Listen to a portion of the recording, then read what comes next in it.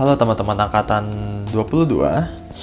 Kembali lagi bersama saya pada tutor UAS tahun 2023. Sebelumnya selamat tahun baru dan selamat menempuh UAS. Nah, untuk mempermudah kalian ataupun memberikan sedikit pelajaran mungkin, maka tutor UAS ini diberikan kepada kalian. Oke, saya akan membahas 5 soal dari UAS tahun lalu. Yang pertama itu nomor 19, misalkan X adalah variabel acak diskrit dengan PMF sebagai berikut. Px sama dengan 1/4 jika X sama dengan 1 dan 3/4 jika X sama dengan 0. Maka nilai dari variansi X adalah berapa? Oke, seperti yang kita tahu, rumus dari variansi X itu adalah ekspektasi dari X kuadrat dikurangi ekspektasi X dikuadratkan. Oleh karena itu, kita perlu mencari nilai dari ekspektasi X kuadrat dan ekspektasi X. Pertama, ekspektasi X. Karena dia diskrit, maka sigma dari X sama dengan 0 sampai 1 dari X Px. Diperoleh 0 dikali 3/4 ditambah 1 dikali 1/4. Hasilnya 1/4. Nah, karena dimintanya ekspektasi X kuadrat, maka ekspektasi X kuadrat sama dengan 1/16. Berikutnya, ekspektasi dari X kuadrat sama dengan, caranya sama seperti sebelumnya, sigma dari 0 sampai 1 X kuadrat Px sama dengan 0 kuadrat 0 dikali 3/4 ditambah 1 kuadrat tetap 1 dikali 1/4 sama dengan 1/4. Oke, maka bisa kita temukan variansi dari X adalah ekspektasi dari X kuadrat dikurangi ekspektasi X dikuadratkan. Maka 1/4 dikurangi 1/16. Atau bisa kita tulis 4/16 dikurangi 1/16. Maka variansi dari X adalah 3/16. Oke, berikutnya kita akan menuju soal nomor 20. Sebuah universitas mempertimbangkan untuk menyelenggarakan pembelajaran hibrida setelah meredanya pandemi COVID-19. Mereka berencana melakukan survei terhadap mahasiswanya untuk mengetahui apakah proporsi mahasiswa yang tertarik untuk mengikuti perkuliahan hibrida lebih besar dari 50%. Oleh karena itu surveinya diadakan, namun sebelumnya hanya 50% saja mahasiswa yang tertarik dengan metode pelajaran hibrida. Nah, misalkan parameter P adalah proporsi mahasiswa yang tertarik untuk mengikuti perkuliahan dengan metode hibrida. Nah, mereka melakukan uji hipotesis, one-sided test ya. H0-nya mu lebih kecil dari 0,5 dan H1-nya mu lebih besar dari 0,5. Kesalahan tipe 1 dalam persoalan ini. Nah, ada 2 tipe kesalahan. Yang pertama, kesalahan tipe 1. Kesalahan tipe 1 ini di mana H0 itu benar namun ditolak. Sementara tipe 2,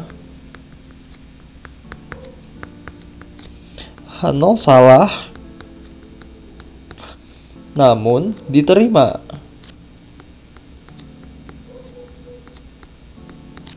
Nah, oleh karena itu kesalahan tipe 1-nya ialah mahasiswa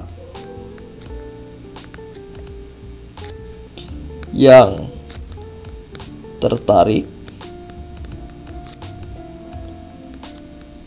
mengikuti perkuliahan hybrid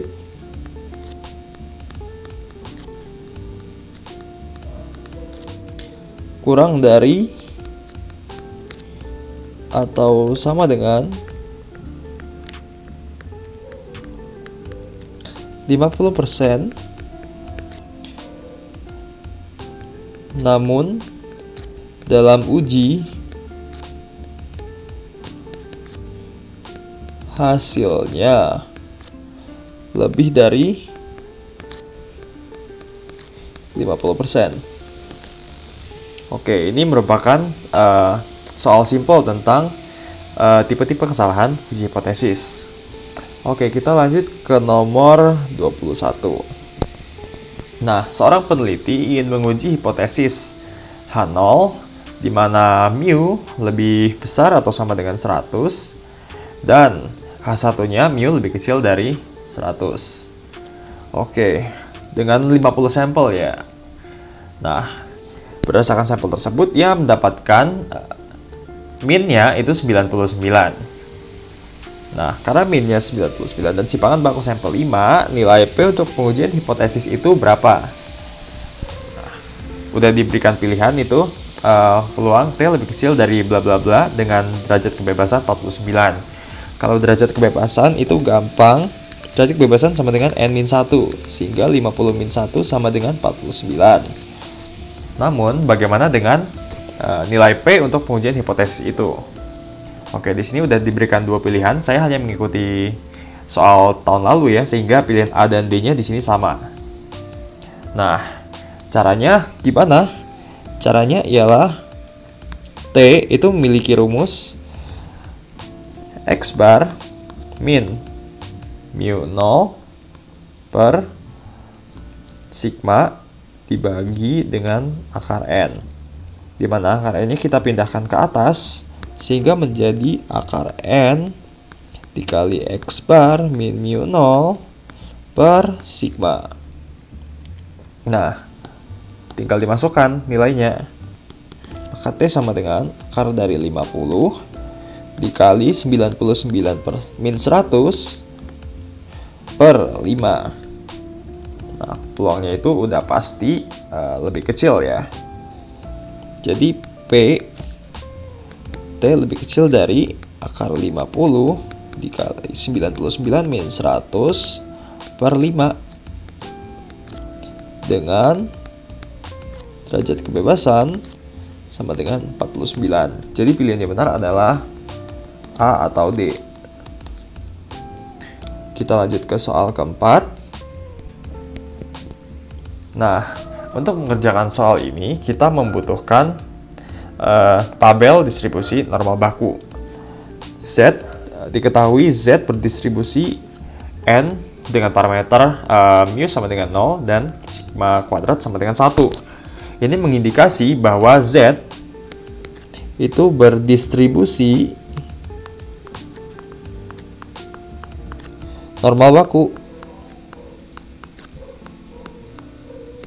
Nah, kita bisa menggunakan RStudio ataupun menggunakan tabel distribusi normal baku untuk soal satu ini.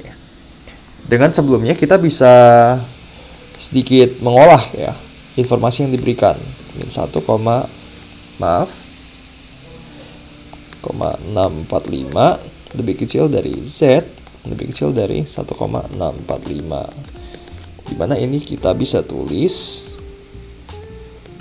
peluang dari Z lebih kecil dari 1,645 dikurang peluang Z lebih kecil dari min 1,645